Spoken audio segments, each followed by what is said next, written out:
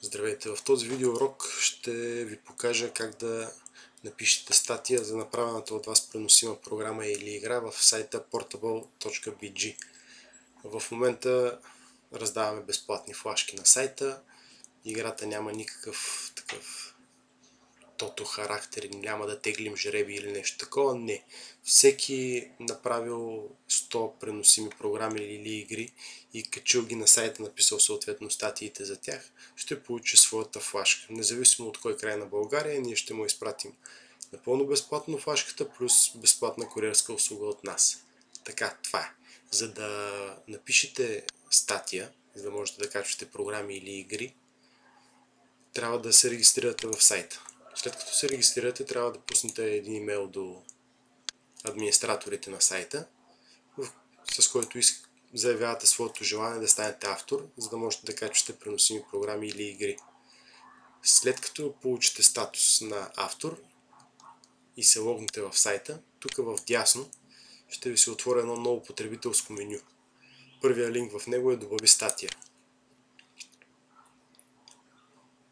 Цъкайки на него ви се отваря редактора. Така, намествам си го, за да ми е по-удобно да работя. Днес ще кача една програма, която я има и преди това качена, но това е по-нова версия, Media Monkey Portable.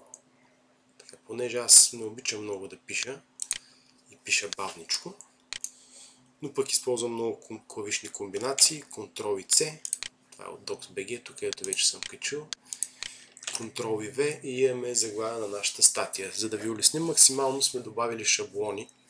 Имате достъп до шаблоните през този бутон или от това падащо меню. Ние ще качваме програма и избираме шаблона Programs Template. Така, ето го шаблона. Това е начина на писане на статии за програми, които сме възприели в сайта. В заглавието присъства името на програмата, след това Portable и след това версията. В описанието Portable, името на програмата и описанието. И логото на съответната програма или игра.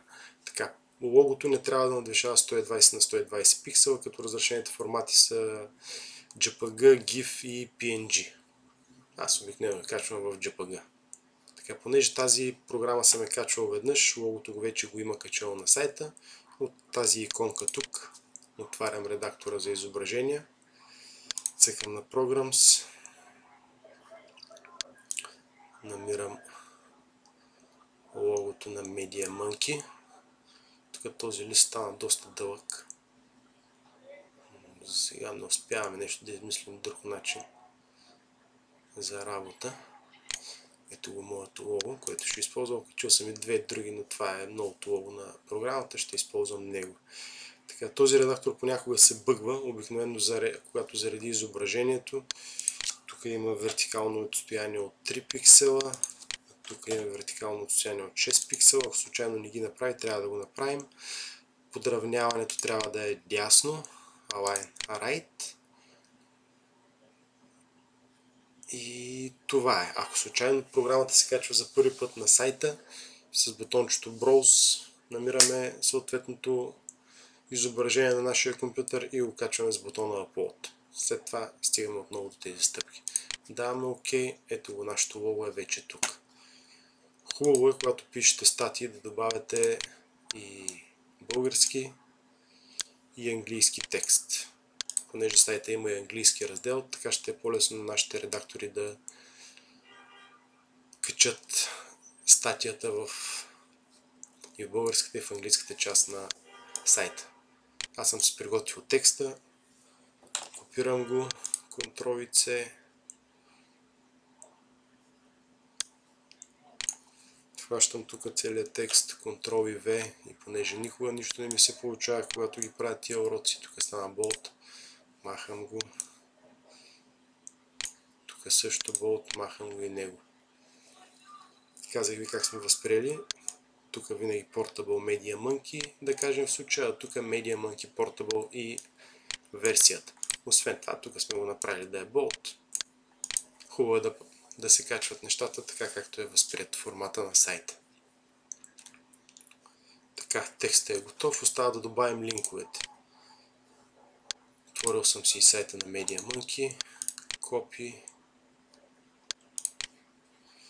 Ето това бутонче тук е за добавяне на линкове. То ми се отваря, маркирано е Official сайт, Ctrl и V, поставяме го, OK. Docs.bg-то, един много хубав сайт за качване и споделяне на файлове. Десен бутон, вземи линк, Copy Link Location, затвори. Със същото бутонче Ctrl и V поставяме линка към Docs.bg. ForShared, другия файл хостинг, който сме избрали, за да не ми се налага да преравям всички тези неща, си цъквам от тук и ги сортирам по време, когато съм ги качил. Цъкнах един път в повече. Къде е нашия файл? Ето го, цъкваме върху него. Копираме линка и го добавяме в статията.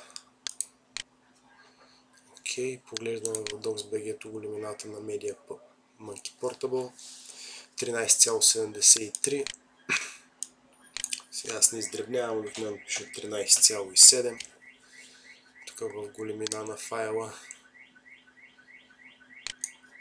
И това е. За малко да забравя, тук оставяте некатегоризирани, некатегоризирани. Всъщност не бутате тук нищо отдолу. Това е. И давате записване. Вашата статия ще се появи на сайта от няколко часа до 1-2 дни. Зависи кога редакторите ще успеят да я погледнат и да я публикуват. Хубаво е да използвате чист български език, ако мога така да се изразя, да направите правописни грешки и смислови, разбира се. Ако програмата няма написано никъде за нея на български език, е хубаво да преведете текста. Ако не може да се справите с това, просто качете само английския текст, ние ще се опитаме да го преведем вместо вас. Това е как се правят преносими програми и игри. Може да научите на нашия форум или в другия видеоурок, който сме подготвили. Чао, чао!